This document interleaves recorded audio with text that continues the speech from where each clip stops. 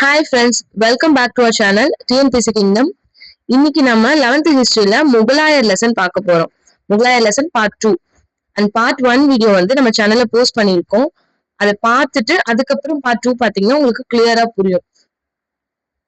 And லெசனை ஃபுல்லா skip பண்ணாம பாருங்க, கண்டிப்பா உங்களுக்கு யூஸ்ஃபுல்லா இருக்கும். லெசனோட ரிவ்யூ வந்து கமெண்ட்ல மறக்காம சொல்லுங்க. அண்ட் சப்ஸ்கிரைப் பண்ணிட்டு பாருங்க. உங்களை மாதிரி தேவைப்படுறவங்க ஃப்ரெண்ட்ஸ்க்கு மறக்காம ஷேர் பண்ணுங்க. அண்ட் பார்ட் 1ல வந்து வாங்க கிளாஸ்க்குள்ள போகலாம். பார்ட் 1ல ஷாஜஹானுக்கு முன்னாடி வரைக்கும் பார்த்திருப்போம். சோ இதுக்கப்புறம் ஷாஜஹான்ல இருந்து இந்த லெசனை நம்ம பார்க்க போறோம். ஷாஜஹான் எந்த இயர்ல இருந்து எந்த இயர் வரைக்கும்னா 1627ல இருந்து 1658 வரைக்கும். சோ ஷாஜஹானோட இயர் வந்து 1627 டு 1658. ஜஹாங்கீர் இறந்ததுக்கு அப்புறமேட்டுக்கு ஜஹாங்கீர் செத்ததுக்கு அப்புறமா அவரோட பையன் ஷாஜஹான் வந்து 1627ல ஆக்ரால வந்து ஆக்ரால பேரரசரா முடிசூட்டு இருப்பார். அவர் ஆட்சிக்கு வந்தப்போ உள்நாட்டு பிரச்சனை எல்லாம் எதுவுமே கிடையாது. தெற்கு பகுதியில வந்து தக்காணத்துல சில ஆளுநர்கள் கிளர்ச்சி பண்ணியிருக்காங்க. ஸோ இவரோட ஆட்சி காலம் 1627 டு 658. அண்ட் தலைநகரம் வந்து ஆக்ரா. இவரோட ஆரம்ப சவால் அந்த தக்கான கிளர்ச்சி தான் இவருக்கு ஆரம்ப சவாலா இருந்திருக்கு. அதுக்கப்புறம் தக்காணத்தோட ஆளுநர் காஞ்சஹான் இவர் என்ன பண்றாருன்னா ஷாஜஹானோட உத்தரவை மீறி அவரோட ஆர்டர் மீறி அகமது நகர் சுல்தானோட சேர்ந்து சதி பண்றாரு. ஸோ இதனால ஷாஜஹான் நேரடியா தெற்கு பக்கம் என்ன பண்றாருன்னா ஒரு படையை திரட்டிட்டு போறாரு. போயிட்டு அட் லாஸ்ட் என்ன பண்ணிடுறாரு, இந்த காஞ்சஹானை பிடிச்சு கொன்னுடுறாரு. இதனால மறுபடியும் தக்காணத்துல ஒரு அமைதி நிலவுது அப்படின்னு சொல்லி சொல்றாங்க. சோ காஞ்சஹான் யாருன்னா கிளர்ச்சி செய்த ஆளுநர் தான் இந்த காஞ்சஹான். ஷாஜஹான் வந்து கிளர்ச்சியை வந்து வெற்றிகரமா அடக்கிடுறாரு. அடுத்தது ஷாஜஹானோட தக்கான வெற்றிகள் எல்லாம் கொடுத்திருக்காங்க.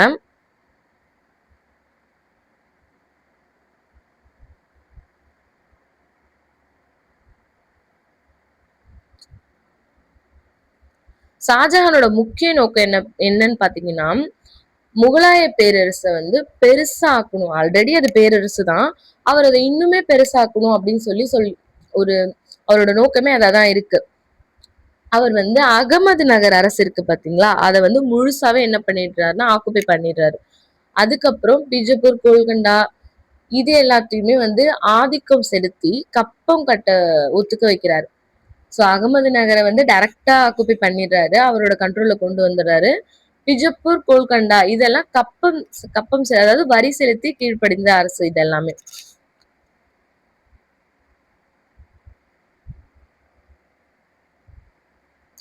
தக்கானிய சுல்தானியம் இதெல்லாம் வந்து மகாராஷ்டிரா, ஆந்திரா இந்த பெரும் பகுதியெல்லாம் என்ன பண்றாங்கன்னா அதாவது செதஞ்சு போயிடுது.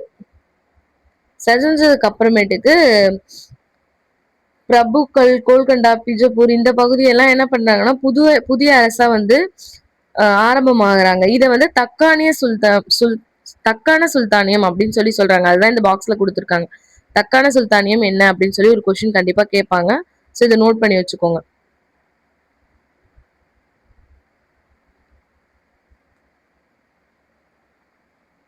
காந்தகார் பிரச்சனை வந்து காந்தகார் வந்து ஒரு முக்கியமான எல்லை பகுதியா இந்தியாவுக்கும் பாரசீகத்துக்கும் நடுவுல வாணிக பகுதி, அதாவது டிரான்ஸ்போர்ட்டுக்கு வணிக பகுதி அமைச்சிருந்தது. இந்த ஷாஜஹான் என்ன பண்றாருன்னா காந்தகாரை கைப்பற்ற ட்ரை பண்றாரு. சோ ஆனா மறுபடியும் பாரசீக அரசர் என்ன பண்ணிடுறாங்கன்னா அதை கைப்பற்றிடுறாரு. அதனால ஷாஜஹானோட முயற்சி என்ன ஆயிடுதுன்னா தோல்வி அடைஞ்சது. சோ இதுவுமே நோட் பண்ணிக்கோங்க. காந்தகார் முக்கிய எல்லை நகரம், ஆனா ஷாஜஹானால இது என்ன பண்ண முடியல, நிரந்தரமா மீட்க முடியல அப்படின்னு கொடுத்துருக்காங்க. ஸோ ஷாஜஹான்னாலே என்ன ஞாபகம் வச்சிருக்கீங்கன்னா சண்டை பிளஸ் சலவைகள். சண்டைனா தக்கான வெற்றிகள் எல்லாமே. இது ஒரு ஷார்ட்கட் மாதிரி ஞாபகம் வச்சுக்கோங்க. தக்கான வெற்றிகள் எல்லாமே சண்டையில வரும். ஸோ சண்டை போட்டுதான் அந்த தக்காணத்துல என்ன பண்றாருன்னா வெற்றி பெறாரு. சலவைகள்னா இவர் நிறைய கட்டிடம், தாஜ்மஹால், செங்கோட்டை இது எல்லாமே யார் கட்டியிருப்பாங்கன்னு பாத்தீங்கன்னா ஷாஜஹான் தான். ஸோ இந்த ஷார்ட்கட் ஞாபகம் வச்சுக்கோங்க.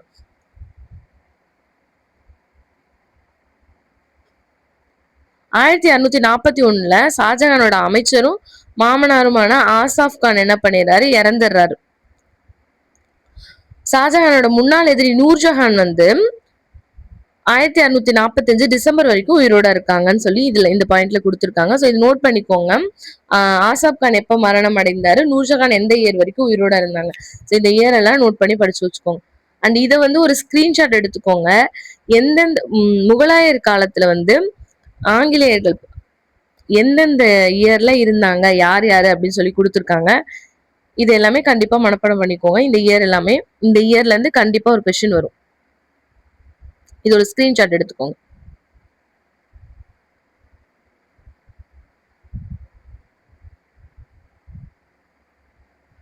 சோ பிரான்ஸ் அரசர் 14ஆம் லூயின் சமகாலத்து அரசர் ஷாஜகான் வந்து 30 வருஷம் ஆட்சி புரிஞ்சிருக்காருன்னு சொல்றாங்க. ஷாஜகானோட ஆட்சி என்னன்னு சொல்றாங்கன்னா முகலாயர்களோட பொற்காலம் அப்படின்னு சொல்லுவாங்க. முகலாயர்களோட பொற்காலம் எதுனா ஷாஜகானோட ஆட்சி தான். எதனால அப்படின்னு பாத்தீங்கன்னா இந்த பேரரசோட செல்வ செழிப்பு வந்து டாப்ல இருந்திருக்கு, உச்சத்தை எட்டியிருக்கு. அண்ட் கலை, கட்டிடக்கலை இது எல்லாமே ரொம்பவே வளர்ச்சி அடைஞ்சிருக்கு. அப்புறம் வந்து உலக அளவுல புகழ்பெற்ற கட்டிடத்தை எல்லாமே யார் கட்டியிருக்காங்கன்னு பாத்தீங்கன்னா நம்ம ஷாஜஹான் தான் கட்டியிருக்காரு. சோ நம்ம எல்லாருக்குமே தெரிஞ்சதுதான், காதலோட சின்னம் நம்ம எதை சொல்லுவோம்னா தாஜ்மஹால் தான் சொல்லுவோம். அந்த தாஜ்மஹாலே கட்டினது யாருன்னு பாத்தீங்கன்னா நம்ம ஷாஜஹான் தான். சோ இது வந்து ஒரு பெஸ்ட் எக்ஸாம்பிள். ஷாஜஹானோட கலைய கலை ஆர்வத்துக்கு இது ஒரு கட்டிடக்கலை ஆர்வத்துக்கு ஒரு பெஸ்ட் எக்ஸாம்பிள்னு பாத்தீங்கன்னா இந்த தாஜ்மஹால் தான். சோ இந்த பாக்ஸ்ல என்ன கொடுத்துருக்காங்கன்னா எந்த இயர்ல கட்ட ஸ்டார்ட் பண்ணிருக்காங்க, யாருக்காக இவர் கட்டியிருக்காரு, அதெல்லாம் தான் இந்த இயர்ல இந்த பாக்ஸ்ல கொடுத்துருக்காங்க. தாஜ்மஹால் வந்து முகலாய கட்டிடக்கலையோட ரொம்ப சிறப்பு மிக்க வடிவம் அப்படின்னு சொல்லி கொடுத்துருக்காங்க. சோ இவர் யாருக்காக கட்டியிருப்பாங்கன்னு பாத்தீங்கன்னா மும்தாஜுக்காக கட்டியிருப்பாங்க. ஸோ ஷாஜஹானுக்கு மும்தாஜ் மட்டும் மனைவி கிடையாது, மும்தாஜ் சேர்த்து மனைவிகள் இருப்பாங்க. இருந்தாலும் ஷாஜஹானோட காதல் மனைவி யாருன்னா மும்தாஜ். ஸோ மும்தாஜுக்காக இவர் வந்து இந்த தாஜ்மஹாலை கட்டியிருப்பாரு. இது யாரு இந்த கட்டடக்கலையோட நிபுணர்னு பாத்தீங்கன்னா உஷ்மத் அகமத் லஹாவாரி என்ற தலைமை கட்டடக்கலை நிபுணராக இருந்திருக்காரு அப்படின்னு சொல்லி கொடுத்திருக்காங்க. இவர் தான் என்ன பண்ணிருக்காரு, இந்த ப்ளூ பிரிண்ட் மாதிரி ரெடி பண்ணி கொடுத்து எப்படி எல்லாம் கட்டலாம் அப்படின்னு ஒரு ஐடியா கொடுத்தது யாருன்னு பாத்தீங்கன்னா இவர் தான். சோ இதை நோட் பண்ணிக்கோங்க. அடுத்தது இந்த கட்டட வேலை எந்த இயர்ல ஸ்டார்ட் ஆகுதுன்னு பாத்தீங்கன்னா 1632ல ஸ்டார்ட் பண்ணிருக்காங்க. 1643 முடிஞ்சிருச்சு. ஆனா என்ன பண்ணிருக்காங்கன்னா இந்த அலங்கார டெக்கரேஷன் வேலையெல்லாம் 1647 வரைக்கும் நடந்திருக்கு. சோ தாஜ்மஹாலோட இம்பார்ட்டன்ட் பாயிண்ட் எல்லாமே இதுதான்.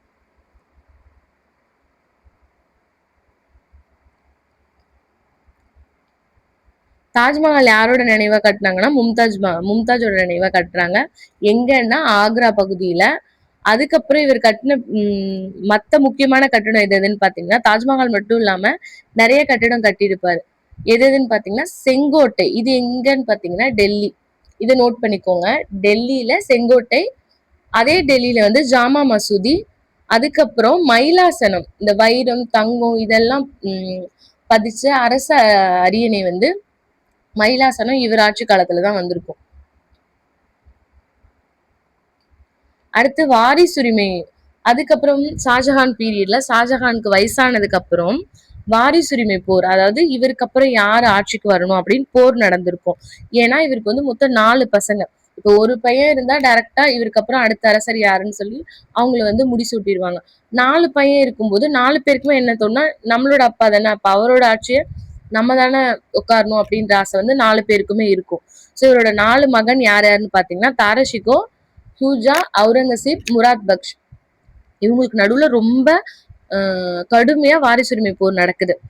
சோ இந்த 4 இளவரசர்களுமே போட்டி போடுறாங்க. முக்கியமான போட்டி யாருக்குன்னு பாத்தீங்கன்னா தாரஷிகோவுக்கும் அவுரங்கசீப்புக்கும் தான். அவுரங்கசீப் என்ன பண்ணிடுறாருன்னா தன்னோட அண்ணன் தம்பிங்க ஒருத்தரா தோற்கடிச்சுட்டே வராரு. தோற்கடிச்சுட்டு அட்லாஸ்ட் தாரஷிகோ என்ன பண்ணிடுறாருன்னா கொன்னுடுறாரு. அப்புறம் ஷாஜஹான ஆக்ரா கோட்டையிலே சிறைப்பிடிச்சு வச்சிடுறாரு. ஜெயில போட்டுட்டு இவர் வந்து முடிசூட்டிக்கிறாரு. ஷாஜஹான் தன்னோட கடைசி வாழ்க்கைய கடைசி ஆண்டை என்ன பண்ணிடுறாருன்னா ஜெயிலே கழிச்சிடுறாரு அப்படின்னு சொல்லி கொடுத்துருக்காங்க.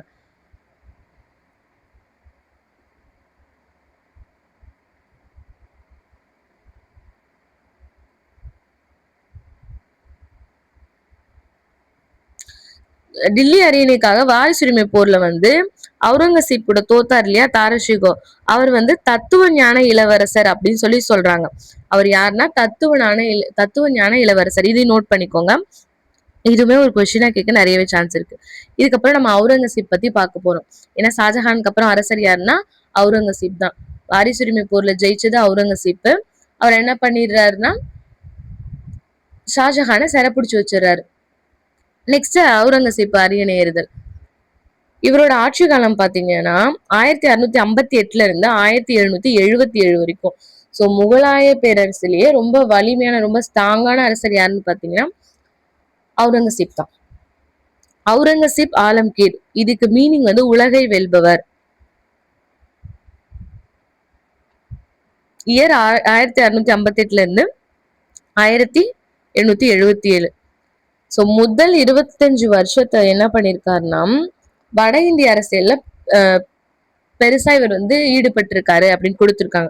ஃபர்ஸ்ட் 25 இயர்ஸுமே இவர் வட இந்தியா சைட்ல தான் அரசியல் ஈடுபட்டிருக்காரு. இவர் தான் கடைசி வலிமையான முகலாய அரசர்னு சொல்லலாம். இதுவுமே நோட் பண்ணி வச்சுக்கோங்க. முகலாய பேரரசர்ல கடைசி வலிமையான அரசர் வந்து அவுரங்கசீப் தான். சோ தக்கான போர்கள் அவுரங்கசீப் எப்ப இறக்குறாருன்னு பாத்தீங்கன்னா 1707 அகமது நகர்ல இறந்துடுறாரு. இவர் வந்து முகலாய பேரரசை விரிவடை செய்யறதுக்காக பல போர், பல படையெடுப்பு இது எல்லாமே பண்ணிக்கிட்டே இருக்காரு. ஃபர்ஸ்ட் வந்து தக்கான போர்ல தான் நிறைய செலவு பண்றாரு. அதுக்கப்புறம் பிஜப்பூர், கோல்கண்டா இந்த இந்த பகுதியெல்லாம் என்ன பண்றாருன்னா ஜெயிச்சு அவங்க கூட சண்டை போட்டு ஜெயிச்சு தன்னோட பேரரசுல இணைச்சுக்கிறாரு. அதுக்கப்புறம் இவருக்கு ரொம்ப போட்டி ரொம்ப டஃப் கொடுத்தது யாருன்னு பாத்தீங்கன்னா முகலாய பேரரசுக்கே டஃப் கொடுத்த அரசு எதுன்னு பாத்தீங்கன்னா நம்ம மராத்தியர்கள். இவங்க கூட இவருக்கு ரொம்ப வருஷமா போர் நடந்திருக்கு. சோ முகலாயர்கள்ல ரொம்ப ஸ்ட்ராங் ஆனவர் அவுரங்கசீப். அதே மாதிரி மராத்தியர்கள்ல ரொம்ப ஸ்ட்ராங் ஆனவர் சிவாஜி. நீ ஸ்ட்ராங்னா இப்ப நானும் ஸ்ட்ராங் தான் அப்படின்ற மாதிரி ரெண்டு ஸ்ட்ராங் ஆனவங்க போர்ல ஈடுபட்டதால ரொம்ப வருஷத்துக்கு இந்த போர் என்ன பண்ணிருக்குன்னா நடந்துகிட்டே இருந்திருக்கு. இதுதான் இவர் ஃபேஸ் பண்ண ஒரு பெரிய ப்ராப்ளம் அப்படின்னு சொல்லி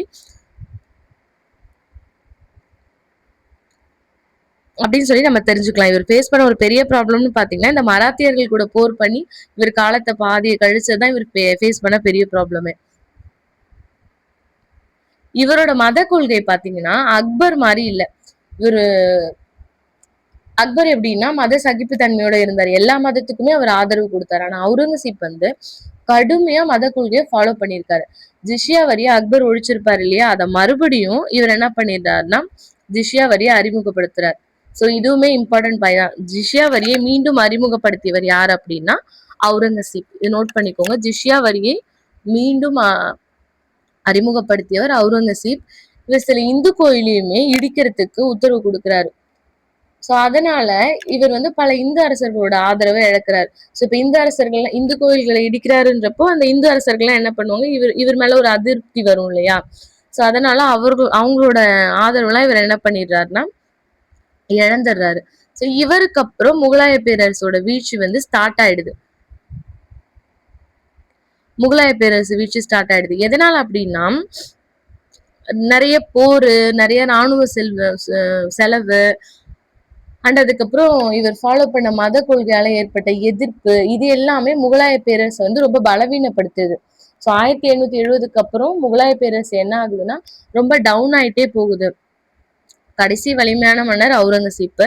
ஜிஸ்யா வரியை மீண்டும் இன்ட்ரடியூஸ் பண்ணவர் யாருன்னா அவுரங்கசீப்.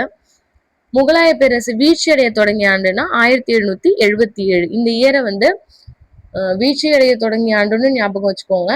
அவுரங்கசீப் வந்து முடிவு அவுரங்கசீப் ஆட்சி காலத்தோட முடிவு எதுனாலும் இது ஞாபகம் வச்சுக்கோங்க. 1777. அவுரங்கசீப்போட தக்கான கொள்கை எதுனா அப்ப வளர்ந்து வந்துட்டு இருந்த மராத்தியர் இருக்காங்க இல்லையா, அவங்கள வந்து கட்டுப்படுத்தணும் அப்படின்றதான் இவரோட பெரிய ஒரு தாட் ப்ராசஸாவே இருந்தது. சோ மராத்தியர்களை கட்டுப்படுத்துறதுக்காக தான் இந்த தக்கான கொள்கையை இவர் என்ன பண்ணிருக்காருன்னா ஃபாலோ பண்ணிருக்காரு. சோ இவரோட ஆட்சி காலத்துல நம்ம முன்னாடியே சொன்ன மாதிரி பெரிய சவால்னா மராத்தியர்கள் தான். அவர் வந்து ஒரு இந்து அரசர், அதாவது சிவாஜி வந்து ஒரு இந்து அரசர், இவர் முஸ்லீம் அரசர். ஸோ ரெண்டு பேருமே சண்டை போட்டுட்டே இருந்திருக்காங்க. அவுரங்கசீப்போட பெரிய எதிரி அப்படின்னா சிவாஜி தான். சோ அவுரங்கசீப் தன்னோட இறுதி காலத்துல எங்க இருந்தாருன்னா தக்கான பகுதியில இருந்திருக்காரு.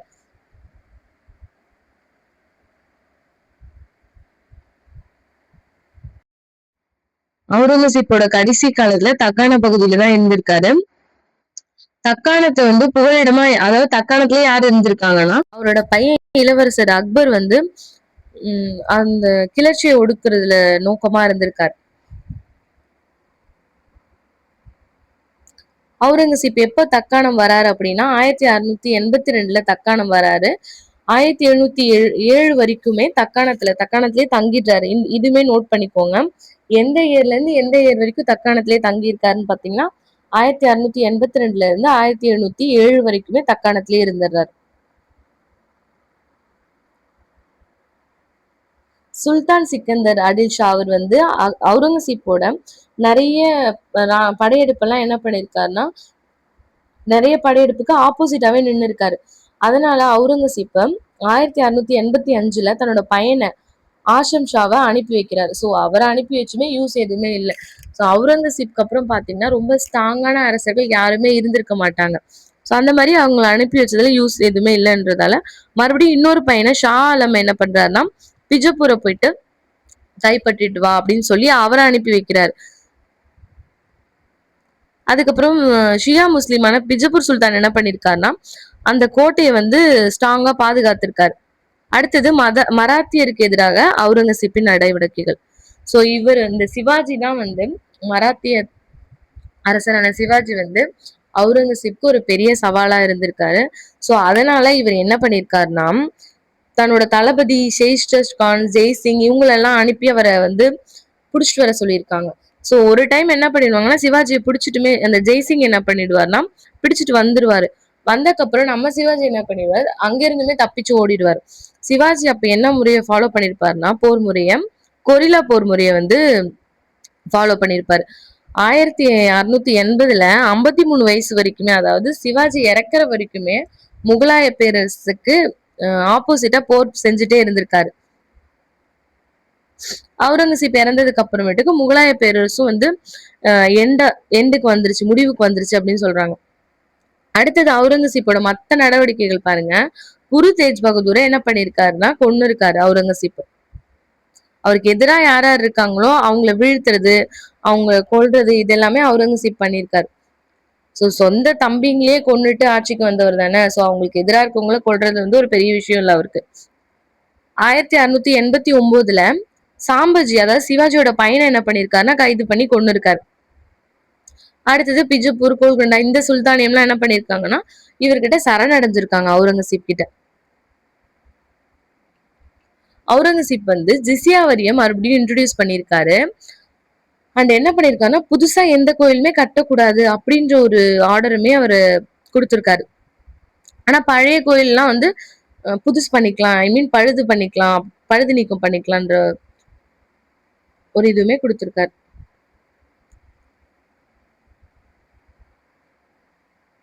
அவுரங்கசீப் வந்து எந்த வருஷம் இறக்குறாரு அப்படின்னா 1707 இறந்துடுறாரு. அப்புறம் முகலாயர் கால சமுதாயம் பாருங்க. இந்திய மக்கள் தொகை வந்து 16ஆம் நூற்றாண்டுல 15 கோடியிலையும் 18ஆம் நூற்றாண்டுல 20 கோடியாவும் இருந்திருக்கலாம் அப்படின்ற ஒரு கணக்கீடு நடந்திருக்கு. சோ இவங்க சமுதாயத்துல வந்து முக்கடம் அப்படின்ற கிராம தலைவர்கள் இருந்திருக்காங்க. சோ பஞ்ச் அப்படின்ற பஞ்சாயத்து அமைப்பையும் உருவாக்கியிருக்காங்க. இதெல்லாம் நோட் பண்ணிக்கோங்க. முக்கடம்ன்ற கிராம தலைவர்கள் இருந்திருக்காங்க, பஞ்ச் அப்படின்ற பஞ்சாயத்து அமைப்பும் இருந்திருக்கு. அடுத்து சமூகத்துல நடுத்தர வர்க்கத்துல இருக்க சின்ன சின்ன மன்சப்தார்கள், சின்ன சின்ன கடை வச்சிருக்கோங்க, அண்டு மருத்துவர்கள், இசைக்கலைஞர்கள் எல்லாருமே இந்த முகலாய நிர்வாகத்துக்கு கீழே வந்து அலுவலர்களா, ஐ மீன் நிர்வாகிகளா இருந்திருக்காங்க. அடுத்து தில்லி, ஆக்ரா, மாதேப்பூர், சிக்ரி, லாகூர், அகமது நகூர், டாக்கா, முல்தான் ஆகியன பேரரசின் முக்கிய நகரங்கள். இதுவுமே நோட் பண்ணிக்கோங்க. முகலாய பேரரசோட முக்கிய நகரங்கள் எது எதுனா இது எல்லாமே தான்.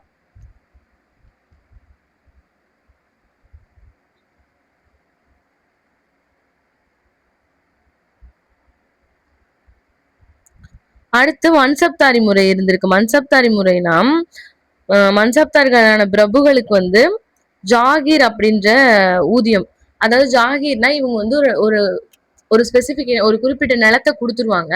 அந்த நிலத்துல இப்ப குத்தகைக்கு விடுறதோ, அந்த நிலத்துல வர வருமானமோ எல்லாம் யாருக்குன்னு பாத்தீங்கன்னா இந்த மன்சப்தாரி அப்படின்னு சொல்ற இந்த பிரபுக்களுக்கு தான்.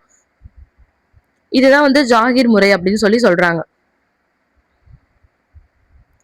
இந்த முகலாயர் கட்டமைப்புல பிரபுக்களா இருந்தவர் அதிகமா எங்க இருந்து வந்தவங்கன்னு பாத்தீங்கன்னா ஆசியால இருந்து ஈரான், ஆசியா மற்றும் ஈரான் சைட்ல இருந்து வந்தவங்க. சோ இந்த முக்கியமான பிரபுக்கள் கொடுத்திருக்காங்க பாருங்க, ராஜா மான்சிங், ராஜா பீர்பால், ராஜா தோடர்மால். சோ இந்த மன்சப்தாரி முறையில வந்து முக்கியமான பிரபுக்கள் யாருன்னா இவங்க 3 பேரும் தான். இது நோட் பண்ணி வச்சுக்கோங்க.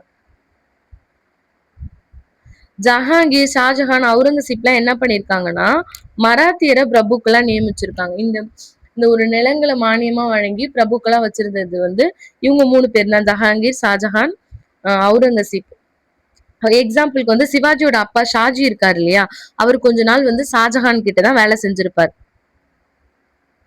இதெல்லாம் மத்ததெல்லாம் சும்மா ரீட் பண்ணிக்கோங்க. அடுத்தது அவங்களோட பொருளாதாரம் பாருங்க. எல்லா வேலையுமே இருந்திருக்கு. காடு சார்ந்த வேளாண் வேலை, கைவினை தொழில, இந்த சாயம் தயாரிக்கிறது, தச்சரி எல்லாருமே இருந்திருக்காங்க அந்த பொருளாதாரத்துல அப்படின்னு கொடுத்திருக்காங்க. இதுல விவசாயிகள் என்ன பண்ணிருக்காங்கன்னா கட்டாயமா நிலவரி செலுத்தணும் அப்படின்னு சொன்னதால அவங்க எல்லா பொருளையுமே உபரி சந்தையில விற்க வேண்டியதா இருந்திருக்கு.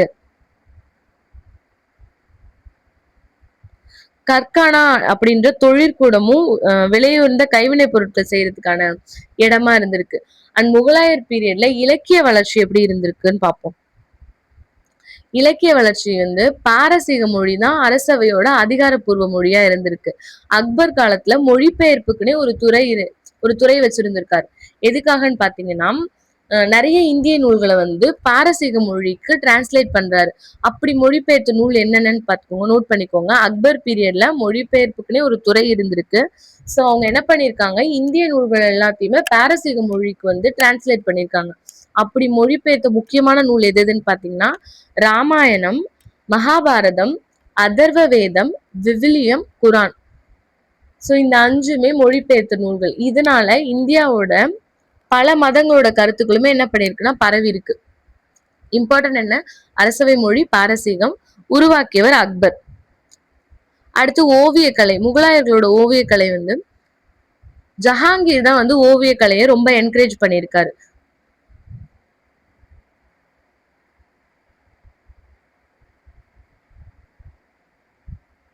ஜஹாங்கீர் வந்து என்ன பண்ணிருக்காருன்னா ஓவிய கலையை வந்து ரொம்ப என்கரேஜ் பண்ணிருக்காரு.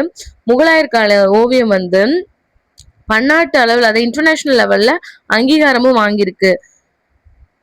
பல பல அருங்காட்சியகம், மியூசியம் இதுல எல்லாத்துலயுமே எது இருக்குன்னு பாத்தீங்கன்னா முகலாயர் கால ஓவியங்கள் இருக்கு அப்படின்னு சொல்லி இந்த பேரால கொடுத்துருக்காங்க. அடுத்து இசையும் நடனமும். சோ இசை வந்து முகலாயர் காலத்துல இசையுமே பெரிய வளர்ச்சி, அதாவது பெரிய ஒரு தாக்கத்துல இருந்திருக்கு. அக்பரோட அரசவையில தான்சேன் அப்படின்ற ஒரு மிகச்சிறந்த இசை கலைஞர் இருந்திருக்காரு. இதையுமே நோட் பண்ணிக்கோங்க, இது இம்பார்ட்டன்ட். அக்பரோட காலத்துல 35 இசைக்கலைஞர்கள் வந்து அவர் ஆதரிச்சிருக்காரு. அதுல முக்கியமானவர் யாருன்னா தான்சேன்.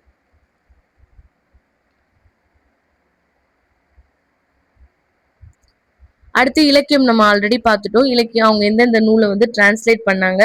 பாரசீக மொழிதான் அரசவை மொழியா இருந்திருக்கு. நிறைய நூல்களை வந்து பாரசீக மொழியில மொழிபெயர்த்திருக்காங்க அப்படின்னு நம்ம பார்த்துட்டோம். அடுத்தது அக்பர் நாமா அப்படின்ற அக்பரோட வரலாற்று நூலை யார் தொகுத்து வழங்கியிருக்காருன்னா அபுல் பாசல். இது நோட் பண்ணி வச்சுக்கோங்க. இந்த நூல்கள் இதை ஏற்றினவங்க, இதை தொகுத்து வழங்கினவங்க, இதுல இருந்து கண்டிப்பா ஒரு கொஸ்டின் வரும். அதனால இதை நோட் பண்ணி வச்சுக்கோங்க. அக்பர் நாமா அப்படின்ற அக்பரோட வரலாற்று நூலை தொகுத்து வழங்கியவர் வந்து அபுல் பாசல். அடுத்தது பாபரோட சகாத்தாய் துருக்கிய மொழியில் எழுதின சுயசரிதைய அப்துல் ரஹீம் கானி இ கனான் என்பவர் வந்து பாரசீக மொழியில மொழியாக்கம் செஞ்சிருக்காரு. இதையும் நோட் பண்ணி வச்சுக்கோங்க. அடுத்தது அக்பரோட அவைக்கள புலவர் அபுல் பாசல். அக்பரோட அவைக்கள புலவர் வந்து அபுல் பாசல், சகோதரனுமான அபுல் பைசியின் மேற்பார்வை. சோ அபுல் பாசலோட சகோதரனுமான அபுல் பைசியோட மேற்பார்வையில வந்து மகாபாரதம் பாரசீக மொழியில மொழிபெயர்ப்பட்டிருக்கு.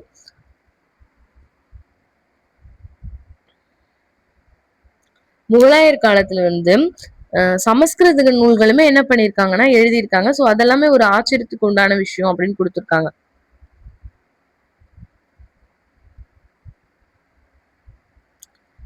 அடுத்தது ஓவியம், இலக்கியம் பார்த்துட்டோம். நெக்ஸ்ட் வந்து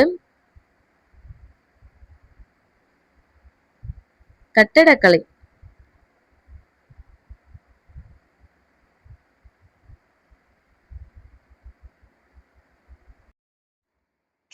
முகலாயர்களோட கட்டிடக்கலைகளை வந்து நம்ம பார்த்துட்டோம். ஷாஜஹான் கட்டின கட்டிடத்துல வச்சு முகலாயர்களோட கட்டிடக்கலை எவ்வளவு ஃபேமஸ்னு நம்ம முன்னாடி பார்த்தோம். அடுத்தது முகலாயர்களோட மத கொள்கை பாருங்க. முகலாயர் பீரியட்ல நிறைய மதம் இருந்திருக்கு. 16, 17 டைம்லாம் வந்து வைணவ மதத்தோட நூற்றாண்டு அப்படின்னு சொல்றாங்க. ராமர் வழிபாட்டு மரபை வந்து தன்னோட பக்தி பாடல்ல துளசிதாசர் எழுதியிருப்பார். ராம சரிதமனஸ் அப்படின்றதுல ராமரை தான் கடவுளா அவர் என்ன பண்ணிருப்பாருன்னா சித்தரிச்சிருப்பார். அடுத்து சீக்கிய மதம். இது வந்து கடவுள் கோட்பாட்டை முன்னெடுத்த இயக்கமாக தோற்றம் பெற்று, அது ஃபர்ஸ்ட் கடவுள் கோட்பாடை வந்து எடுத்து வச்சுட்டு அதுக்கப்புறம் இது பரவி இருக்கு. அடுத்தது சூஃபிசம் பாத்தீங்கன்னா, இது வந்து சூஃபிகள் அப்படி அவங்க வந்து என்ன பண்ணாங்கன்னா இறைவனை அடையறதுக்கு அன்பு, சேவை, தியாகம், எளிமையான வாழ்க்கை இது எல்லாமே ரொம்ப அவசியம் அப்படின்னு போதனை பண்றாங்க. மத வேறுபாடை விட மனித நேயத்துக்கு தான் ரொம்ப இம்பார்ட்டன்ஸ் கொடுக்கணும் அப்படின்னு சொல்லிட்டு இந்த போதனைகளையுமே சூஃபிசத்துல நடத்துறாங்க. சோ சூஃபிசம்னா இஸ்லாமியத்தோட ஆன்மீக இயக்கம். இவங்க எதை ரொம்ப வலியுறுத்துறாங்கன்னு பாத்தீங்கன்னா அன்பு, அமைதி, சகோதரத்துவம். சோ சூஃபியோட ஞானிகள் யாருன்னு பாத்தீங்கன்னா சூஃபி ஞானிகள் நிறைய பேர் இருந்திருக்காங்க. அதுல ரொம்ப ஃபேமஸ் ஆனவர் குவாஜா மொய்தீன் சிஸ்தி. இவர் வந்து ராஜஸ்தான்ல அஜ்மீர்ல வாழ்ந்த மக்களுக்கு நடுவுல மனிதநேயம், அன்பு இது எல்லாத்தையுமே பரப்பியிருக்காரு. சோ இவர் நோட் பண்ணி வச்சுக்கோங்க. குவாஜா மொய்னுதீன் சிஸ்தி இவர் வந்து சூஃபி ஞானில வந்து ரொம்ப புகழ் பெற்றவர். சோ சூஃபிசத்தோட தாக்கம் என்னன்னு பாத்தீங்கன்னா இந்து முஸ்லிம்குள்ள ஒற்றுமை வந்திருக்கு. சோ மதத்தை விட மக்களுக்கு மனிதநேயத்துக்கு தான் ஒற்றுமை இம்பார்ட்டன்ஸ் கொடுக்கணும்னு இந்த சூஃபிசம் சொல்றதால இந்து முஸ்லிம்குள்ள ஒற்றுமை வந்திருக்கு. அண்ட் மத நல்லிணக்கமும் அதிகரிச்சிருக்கு. ஏழை மக்களுக்கு உதவி பண்ற பான்மை என்ன பண்ணிருக்குன்னா வளர்ந்திருக்கு. சூஃபிசம் வந்து இஸ்லாம் மதத்தோட தொடர்புடையது. புகழ்பெற்ற சூஃபி ஞானி வந்து குவாஜா மொய்னுதீன் சிஸ்தி. சோ குவாஜா மொய்னுதீன் சிஸ்தி தர்கா எங்க இருக்குன்னு பாத்தீங்கன்னா அஜ்மீர்ல இருக்கு. அஜ்மீர்ல வந்து இவரோட தர்கா இருக்கு. அடுத்தது கிறிஸ்தவம் பாருங்க. கிறிஸ்தவம் வந்து போர்த்துகீசியர்கள் வந்து கிறிஸ்தவத்தை பரப்புறதுக்காக மற்ற ஐரோப்பியர்களை வந்து மத போதகர்கள்லாம் அனுப்பி வைக்கிறாங்க. அவங்க நிறைய இடத்துல தேவாலயம் கட்டிட்டு பள்ளிகள், மக்களுக்கு கல்வி, மருத்துவ சேவை இது எல்லாமே கிறிஸ்துவ மதம் மூலமா இந்தியாவுக்கு பல பகுதியில பரவி இருக்கு. ஸோ இதெல்லாம் இவங்க பண்ணதால இந்தியால பல இடத்துல என்ன பண்ணிருக்குன்னா கிறிஸ்தவ மதம் பரவி இருக்கு. கிறிஸ்தவ மதத்துக்கு அப்புறம் அறிவியல் தொழில்நுட்பம் கொடுத்திருக்காங்க. சோ முகலாயர் காலத்துல வந்து அறிவியல் தொழில்நுட்பம் ரொம்பவே வளர்ச்சி அடைஞ்சிருக்கிறது வந்து குறிப்பிடத்தக்கது அப்படின்னு சொல்றாங்க. பாரசீக மொழியில பல நூலை வந்து எழுதியிருக்காங்க. அடுத்தது அவங்களோட அறிவியல் வளர்ச்சியில மருத்துவம் ஒண்ணு. முகலாயர் காலத்துல யுனானி மருத்துவ முறைக்கு அதிக முக்கியத்துவம் கொடுத்திருக்காங்க. மருத்துவர்களை வந்து அரசவையிலே வேலைக்கு வச்சிருக்காங்க. சோ மருத்துவ அறிவு வந்து நூல்கள் மூலமா பரவி இருக்கு.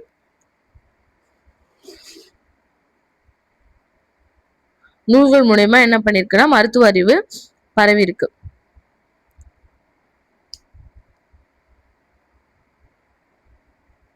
முகலாயர் காலத்துல கட்டடக்கலை வந்து ரொம்பவே வளர்ச்சி அடைஞ்சிருந்தது.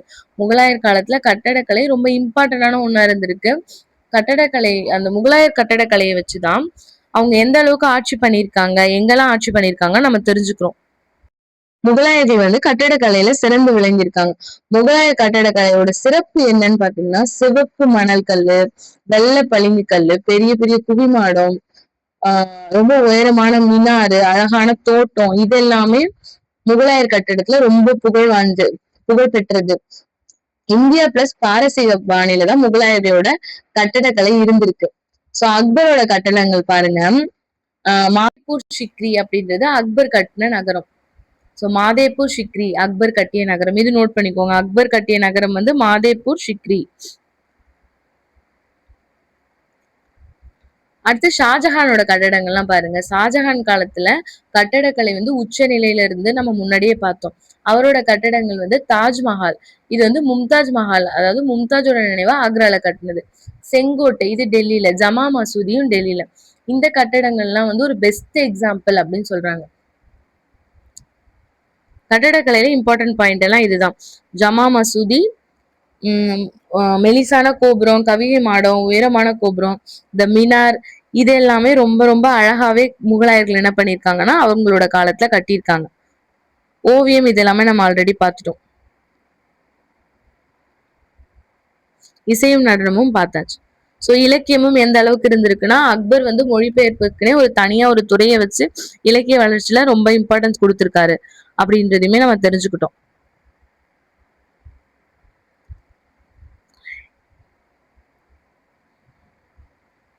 உலகத்தின் ஏனைய அக்பர் காலத்திலேயே வந்து அக்பர் காலம் வந்து 1556 இருந்து 1605 வரைக்கும் மாபெரும் அரசர்களோட காலம்.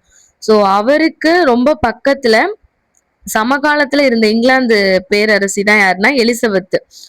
ஸோ இந்த காலத்துல தான் ஷேக்ஸ்பியரும் வாழ்ந்திருக்காரு. ஸோ அக்பர் காலத்துல யார் யார் இருந்திருக்காங்கன்னு இந்த பாக்ஸ்ல கொடுத்துருக்காங்க. இதுவுமே நோட் பண்ணிக்கோங்க.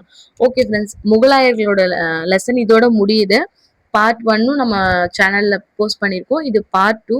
கண்டிப்பா உங்களுக்கு 2 பார்ட்டுமே புரியும், ரொம்பவே யூஸ்ஃபுல்லா இருக்கும்னு நம்புறேன். அப்படி உங்களுக்கு யூஸ்ஃபுல்லா இருந்ததுன்னா மறக்காம இந்த வீடியோக்கு ஒரு லைக் பண்ணிடுங்க. அண்ட் உங்களை மாதிரி தேவைப்படுற உங்க ஃப்ரெண்ட்ஸுக்கு ஷேர் பண்ணுங்க. Bye friends.